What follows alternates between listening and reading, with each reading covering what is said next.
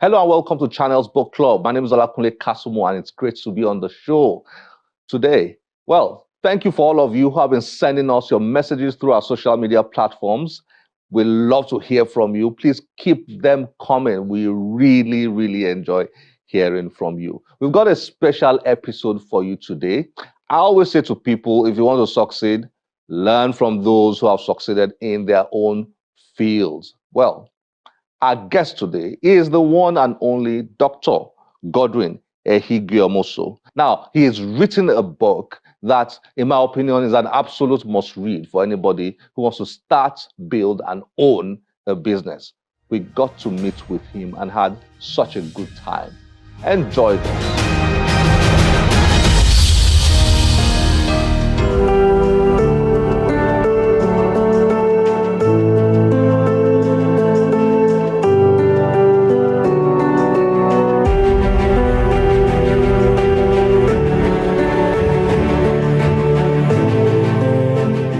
Godwin Ehigiamusoe is a social entrepreneur, microfinance practitioner, and founder of Lift Above Poverty organization, LAPO.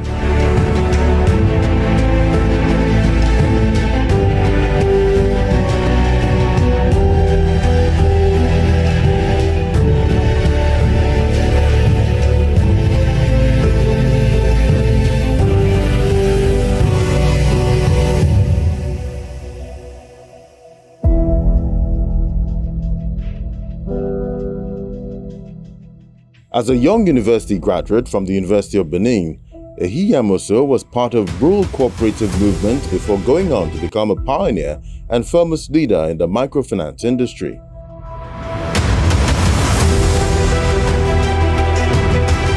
The 12 commandments for business owners.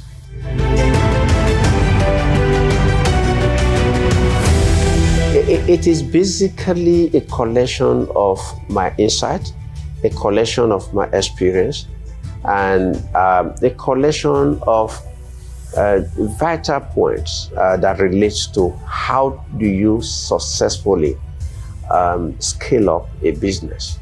For instance, what is the role of your engagement with your colleagues? What is also the place of innovation? Of course, planning and execution. And it's also important in the book, you also saying that the business owner is obviously key to the success and, of course, failure of the business. And therefore, it highlights the characteristics, the temperament of a business owner that will support and grow a business. And the book also ensures that, of course, advises a business owner not to neglect themselves. There's a tendency for most business owners in the process of commitment, grow your business, you want it to excel, you may also forget some other dimensions of your life. Your health, for instance, your family, your social relationship, and few other things. So this book therefore addressed the 12 dimensions, 12 issues that are critical to business success, which I think business owners should note and address.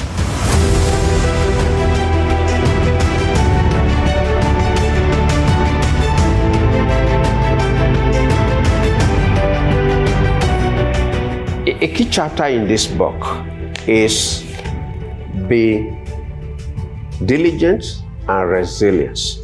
And that speaks to the fact that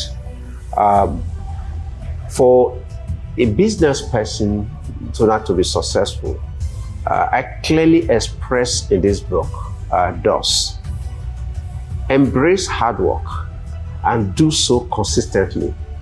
Diligence is a common trait of successful business leaders.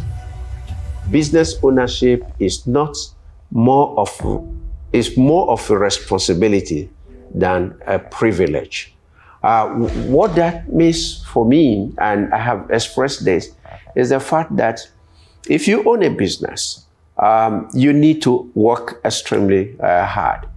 You need to also be committed. Of course, also be very, very passionate in whatever, in running the business.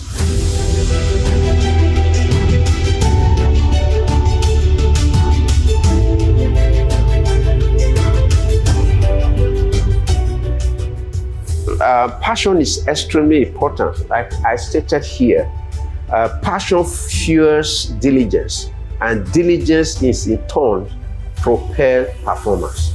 So performance, therefore, is a product of passion, it's a product of diligence. And of course, you need to also be purpose-driven. Purpose-driven in the sense that it is really understood that business is about profitability. But in order to be able to succeed in a way, you must go beyond the drive for profit. Of course, profit is important.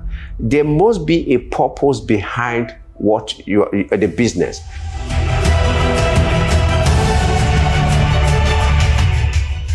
Distraction is a fact of life, even for a business person. Take, for instance, my example. In my journey, there were strong suggestions. Of course, I would say pressure, to participate in persistent politics in one way or the other. But like I express often, and of course also in this book, I said I was too married to Lapo to get involved in any other thing. So that for me is an expression of commitment. It's an expression of being diligent. Of course, what is also important is the issue of resilience. The need to be resilient in the life of a human being, and of course also in business and even nations. You come across period of turbulence, and what could prompt those crises of turbulence could be internal or a factor that are internal to the business or external to the business. But what is important, therefore, is for a business leader to be focused, to be able to mobilize resources, stay confident, to be able to ride through those storms. Because to be successful, you need to be diligent, and you need equally to be resilient.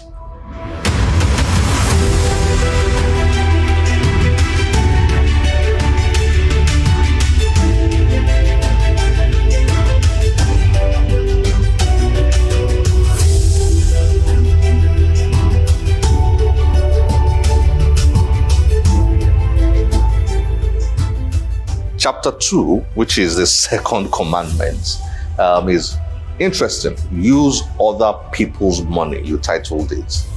And people talk about finding money being the big headache when you want to start businesses. And you've addressed that here using a commonly used expression, other people's money, in this chapter 2. Let me read what you wrote here. Show me a prosperous business, and I will show you a business that prudently applies loans and other financial instruments for growth. Own fund may be adequate to begin, but it is always inadequate to scale up. And then you concluded by writing here, borrow, but do so wisely. I would like you to talk about some of the things you've shared here in this chapter, other people's money, particularly with regards to borrowing, raising funds for business. Yeah, I agree with you that when it comes to beginning a business, and for most people, especially young people, the barrier they always see, and at times, exaggerate, is lack of money, not having access to money. But when you pay attention, direct your attention to that challenge, it is not a problem that cannot be addressed. This is the way to look at it. First of all, you look at yourself. What can you do? For most people will say, no, I don't have anything. But I can tell you that either you look at what the little you have, savings or whatever, or you plan for it, to raise the money. I have, there's a story, a case. It's not a story, it's actually someone who was quite close to me some years ago. She obviously left the primary school and she wanted to go into a particular line of business that would require money. There was none. She decided to go back to her community, start tapping rubber, ladders and all that. And she planned in such a way that by 18 to 24 months, she has been able to raise that money. And she started and prosper. So what it is to be able to look, what can I do?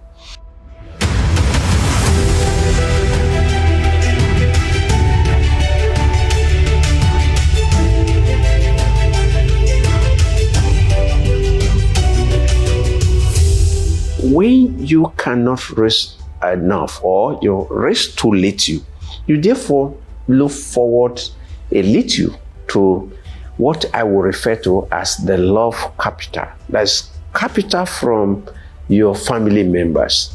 Yeah, of course, you add your friends that can put a little. To be able to get that depends on a lot of factors. For instance, to what level that you have been able to earn their trust. That is important. And of course, what is likely going to be the viability of the business. You need to expressly demonstrate the viability of what you want to do.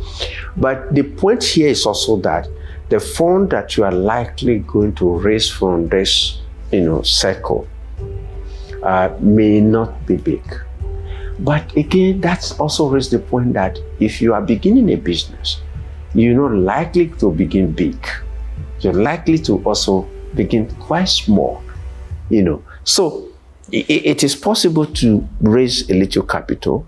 I don't think it's important to begin to look for loans, to begin a business. My counsel is this: I don't think any consultant will ask for advice that you borrow money to start a business.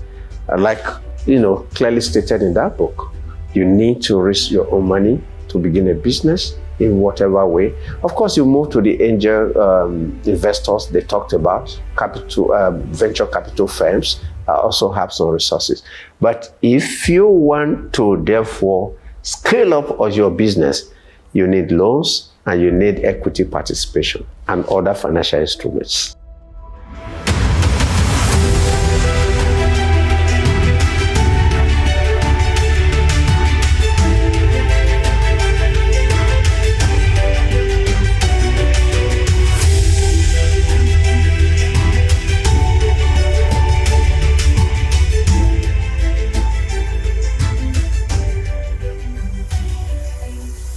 The first chapter is about the business owner. I think it's also important know to address yourself. Know yourself. Okay. Asking the business person to know yourself.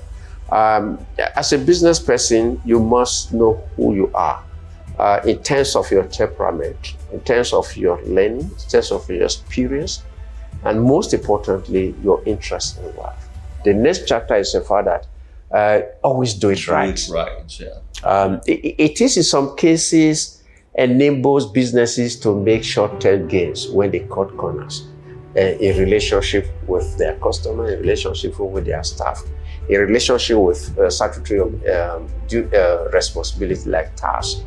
But what is important is that if you want to go far, and I believe a business success is not a 100-meter dash, it's a marathon. And that marathon is only your integrity and the integrity of the business that can sustain you. It is not just about doing it sometime. It's doing it right.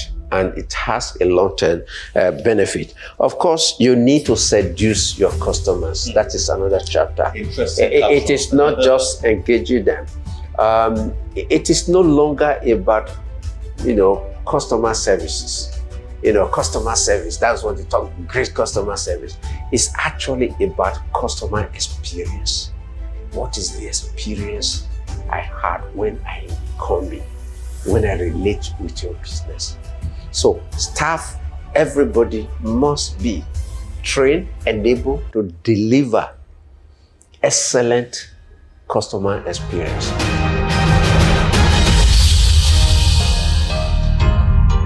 You need to also plan and execute. I emphasize plan. That's why the charter says plan and execute. You need to. But the plan is the futuristic. It's usually futuristic. Even the budget is futuristic. It's about what we're going to do in the next period of time. For plan, it could be 5 years. So it provides you with a roadmap. And of course, it's also an instrument for you to continuously assess your performance. So if business more, but unfortunately, this is the biggest gap in small businesses. No planning and no budgeting. And even when the plans are put together, execution becomes an issue. Is there a reason why you call them commandments? Yeah, that is the truth. It tends to, most of my friends said, oh, that title looks so domineering, so maybe I was physical. Yeah. The 10 Commandments. Yes. And I said, okay, fine. We play with various, the 12 perspective, 12 elements, 12 principles, and we said, no, we needed something that looks strong and grab the attention of people, the potential borrower. And that is what it's doing. So if you put this book in the midst of other book, and you just look at it and say, 12 commandments. And many years ago, I also read a book like that, but that also has a title of the other way around, the 10th commandment, and 10, that's 10, by a former COO of Coca-Cola. I've forgotten the name of the author, but I have the book. 10 commandments for business failure. So I read it very many years ago. I think that made a lot of impact on me. Those things that you shouldn't do, you shouldn't do or shouldn't emphasize. I think one of them that was very strong was that never depend on consultants for most things. So that was very interesting. So this one is the other way around and say it is not 10, so I'm not the next Moses, giving 10 commandments. But this is simply what I feel 12 suggestions, or if you like, a strong word commandment for business owners.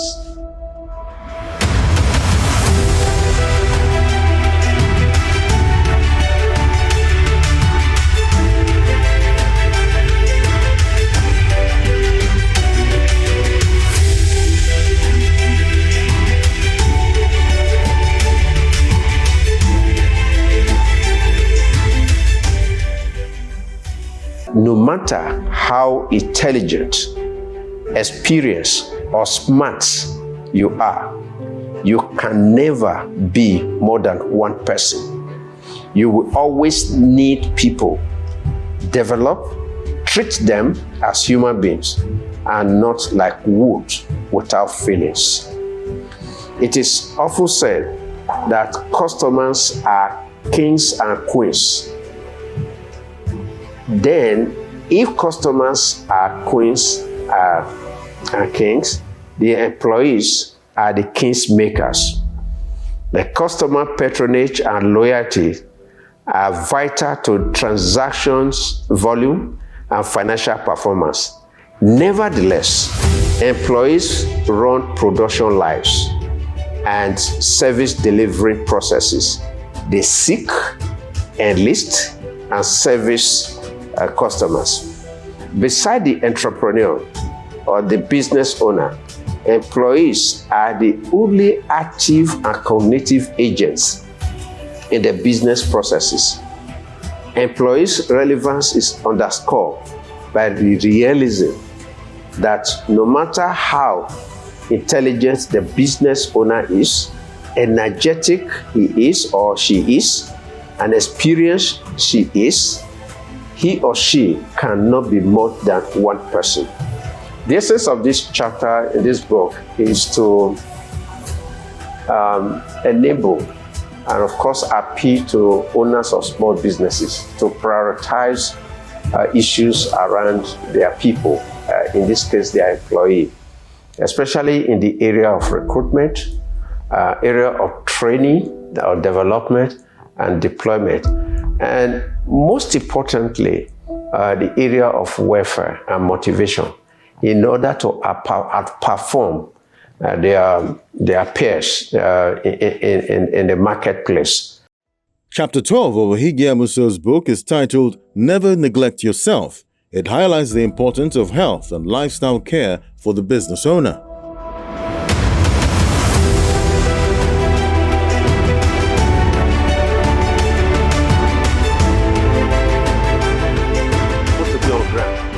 Because we are not ready.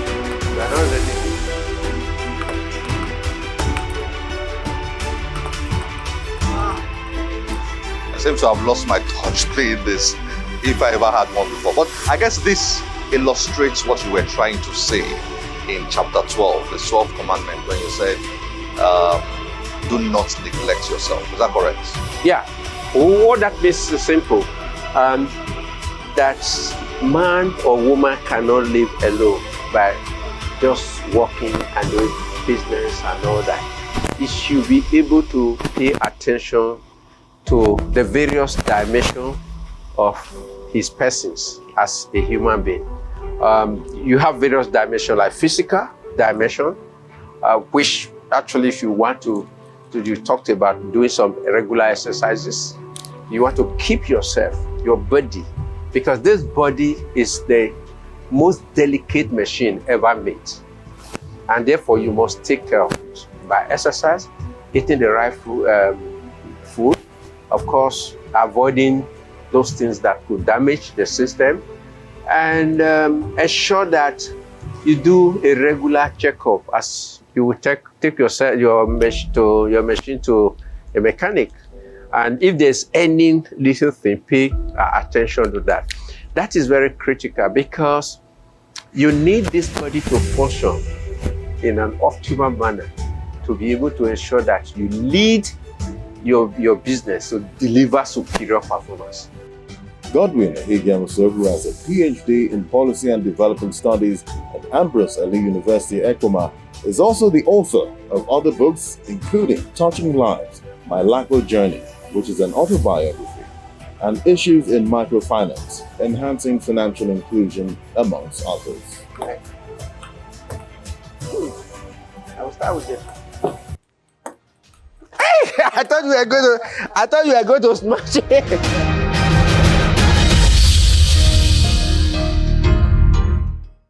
I hope you had a good time watching that. So much to learn, and you've got to pick up this book. It's an absolute must read, like I said at the beginning, and I'm sure you are convinced by now. This is where we have to end the show today. As always, we'll be delighted to get your feedback through any of our social media platforms displayed on your screen. My name is Olakunle Kasumu. Remember, one great book can change your life. Bye-bye.